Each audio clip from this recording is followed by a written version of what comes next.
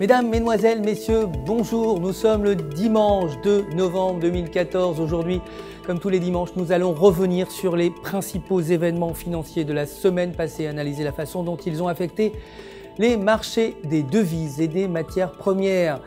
Justement, concernant les devises, la livre sterling s'est dépréciée face au dollar américain pour la deuxième semaine consécutive suite aux attentes d'une hausse des taux d'intérêt par la Banque d'Angleterre à cause du ralentissement de la dynamique économique. Alors que la demande pour le dollar américain a augmenté après que la Fed ait mis un terme au programme de relance, la Banque d'Angleterre ne peut qu'essayer de soutenir le redressement de l'économie britannique, bien que les résultats des données récentes aient été décevantes. La livre sterling a perdu 0,6% la semaine dernière, clôturant à 1,5994 $, soit une baisse de 1,4%. Le yen japonais, de son côté, a atteint un bas de 7 ans après que la Banque du Japon ait déclaré prévoir augmenter son programme de relance de 80 000 milliards de yens, soit 713 milliards de dollars par an. Le yen japonais a terminé à 112,32 $ la semaine dernière. Concernant les matières premières, le pétrole continue de se déprécier. Le WTI et le Brent ont connu un changement négatif de leur cours après que l'OPEP ait décidé de booster la production à un haut de 14 mois.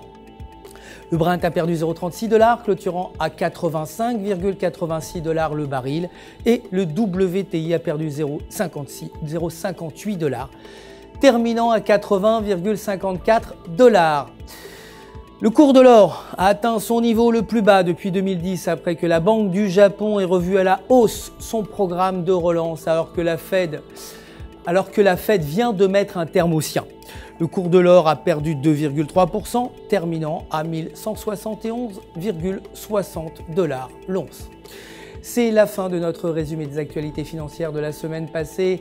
Notre prochain rendez-vous, c'est demain matin pour le début de la semaine de trading avec les dernières actualités des marchés.